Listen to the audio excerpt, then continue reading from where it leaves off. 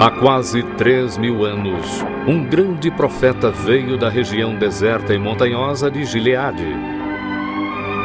O seu nome era Elias, um homem que havia dedicado a sua vida a Deus.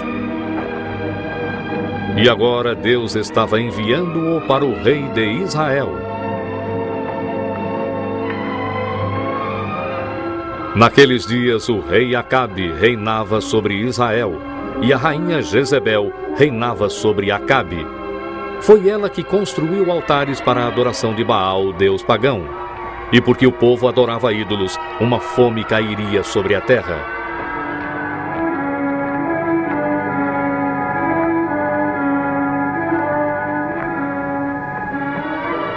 Viva o Senhor Deus de Israel, a quem eu sirvo. Que nestes anos nem orvalho nem chuva haverá, senão segundo a minha palavra. Então o Senhor falou com Elias, dizendo: Vai-te daqui e esconde-te junto ao ribeiro de Carite. Tu beberás do ribeiro, e eu tenho ordenado aos corvos que ali te sustentem. E assim, obedecendo ao Senhor, Elias deixou rapidamente o palácio.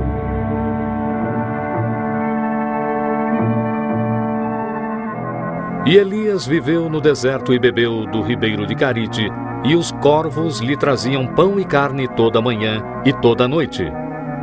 Dessa forma, Deus lhe dava comida. Mas depois de algum tempo, o ribeiro secou porque não havia chuva.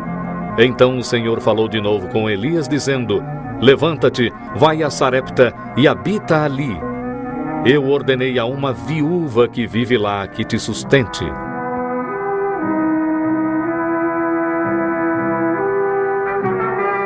Quando Elias chegou ao portão da cidade, ele viu uma viúva e seu filho apanhando lenha, e ele o saudou. Peço-lhe, traga-me um pouco de água para beber. E também um bocado de pão. Viva o Senhor seu Deus, que quase nada tenho. Tudo que tenho é um punhado de farinha e um pouco de azeite. Eu estou apanhando alguns gravetos para preparar algo para mim e para o meu filho. Quando a comida acabar, certamente morreremos de fome.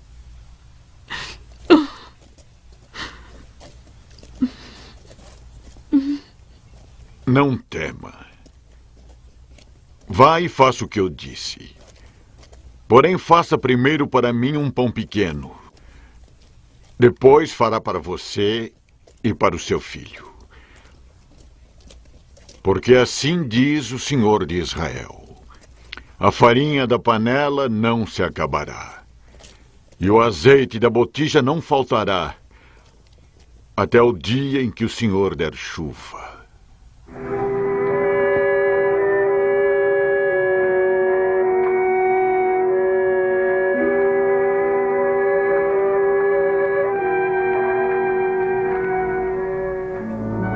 Obediente, a viúva fez o que Elias mandou, e ela, o seu filho e o profeta comeram por muitos dias. E assim como Deus tinha prometido, havia sempre farinha na panela e azeite na botija. Então Elias ficou na casa da viúva, em um quarto superior. Mas um dia o filho da mulher adoeceu e morreu.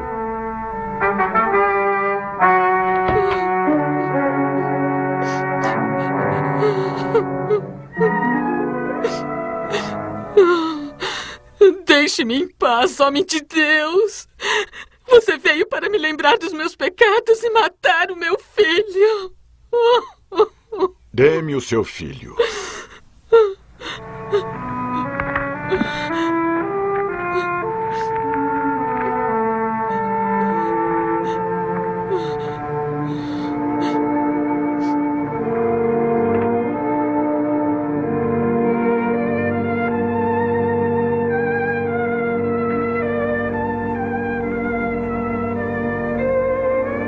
Então Elias levou o menino para o quarto superior onde ele morava e o deitou na sua cama.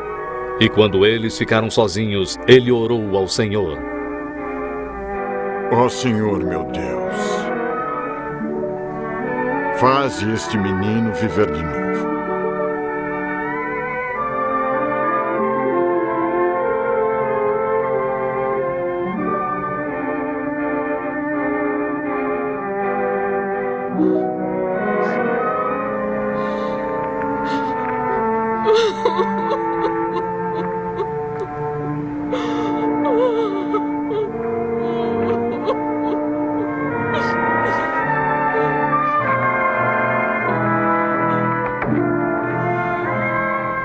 Vê, teu filho vive.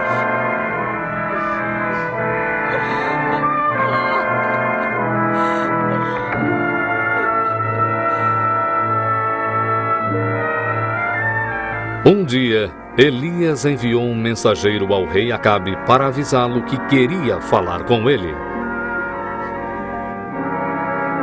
É você quem tem perturbado Israel? Eu não tenho perturbado Israel, e sim você e a sua casa, porque você abandonou os mandamentos do Senhor e adorou a Baal. Envie homens para juntar todo Israel no Monte Carmelo, e também os 450 profetas de Baal, e os 400 profetas de Azera, que comem da mesa de Jezebel.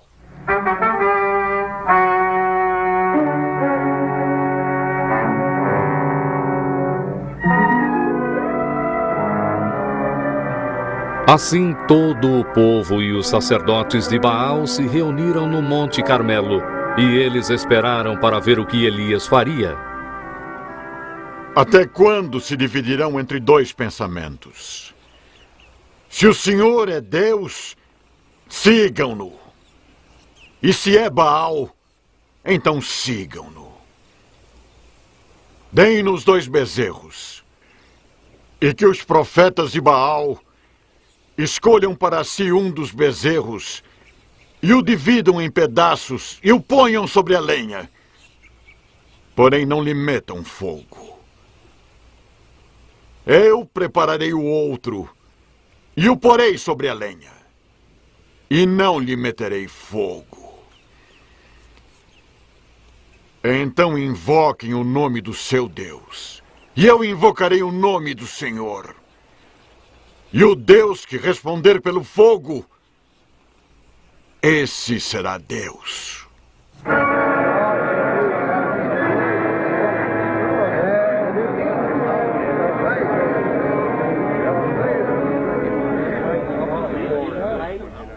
Primeiro, os sacerdotes de Baal ofereceram um sacrifício no seu altar, e eles invocaram o nome de Baal desde a manhã até ao meio-dia, mas não houve nenhum tipo de resposta, nenhum fogo se manifestou no altar. Então Elias começou a zombar deles. Clamem mais alto!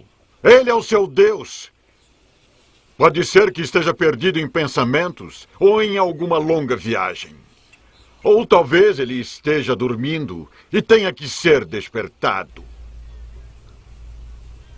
Os sacerdotes de Baal clamaram mais alto e continuaram até tarde, mas ainda assim não houve resposta. Então Elias consertou o altar do Senhor que havia sido destruído. Ele pegou 12 pedras, uma para cada uma das tribos de Israel, e reconstruiu o altar. Ele abriu uma vala em sua volta, arranjou a lenha e dividiu outro bezerro e o pôs sobre a lenha.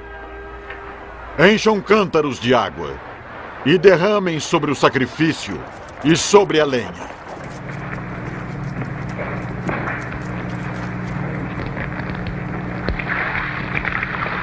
Repitam uma segunda vez.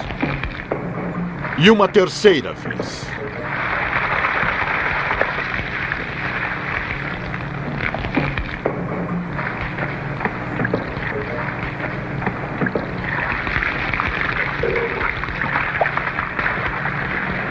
Ó Senhor Deus de Abraão, de Isaque e de Israel, manifesta-te hoje que tu és Deus em Israel, e que eu sou teu servo, e que conforme a tua palavra fiz todas estas coisas. Responde-me, Senhor, responde-me, para que este povo conheça que tu, ó Senhor, és Deus. Então caiu fogo do Senhor e consumiu a oferenda, a lenha, as pedras e o pó, e ainda lambeu a água que estava na vala. E então o povo acreditou no Senhor.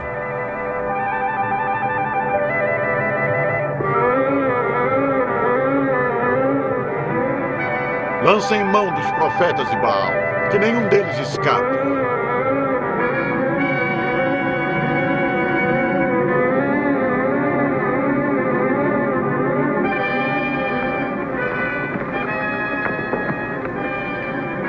Volte para o seu palácio, rei Acabe, pois logo haverá chuva abundante.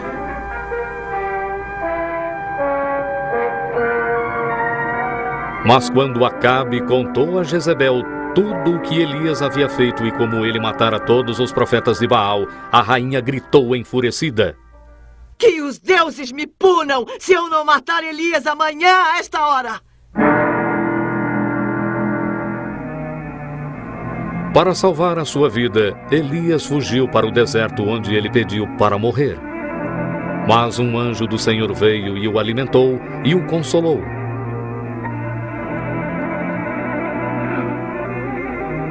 Por fim, Elias chegou ao Monte Sinai, onde Deus havia falado com Moisés centenas de anos antes. Enquanto Elias sentava em uma caverna no monte, um vento forte varreu o topo da montanha, mas o Senhor não estava no vento. Depois do vento veio um terremoto, mas o Senhor não estava no terremoto. Depois do terremoto veio fogo, mas o Senhor não estava no fogo. E depois do fogo veio o som de um sopro delicado.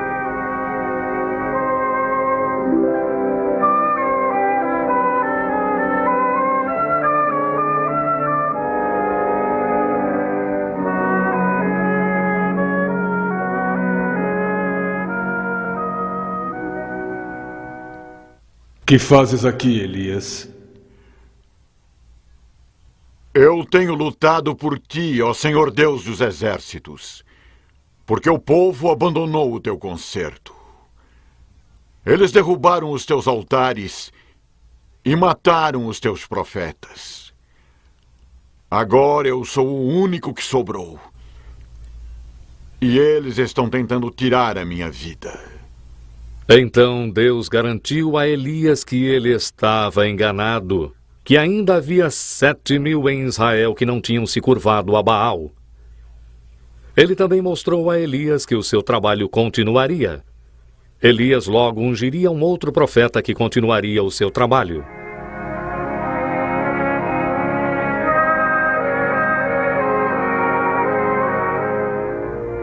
E assim, com fé e coragem renovada, Elias deixou o Monte Sinai para continuar o seu trabalho.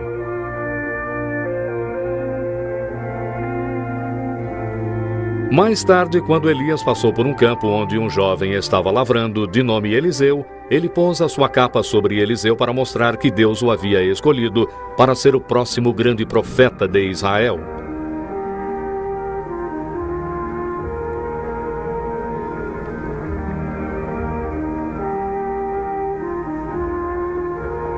E Eliseu deixou tudo para trás e o seguiu e o serviu.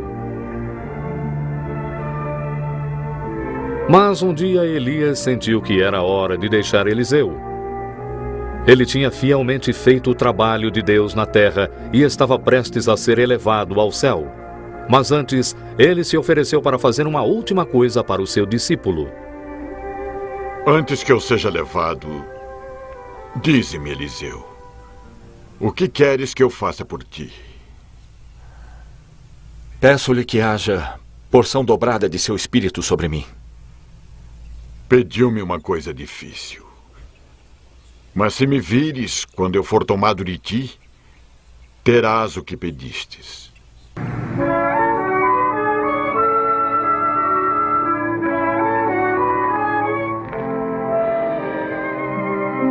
Eliseu viu um carro de fogo e cavalos de fogo que ficaram entre ele e Elias.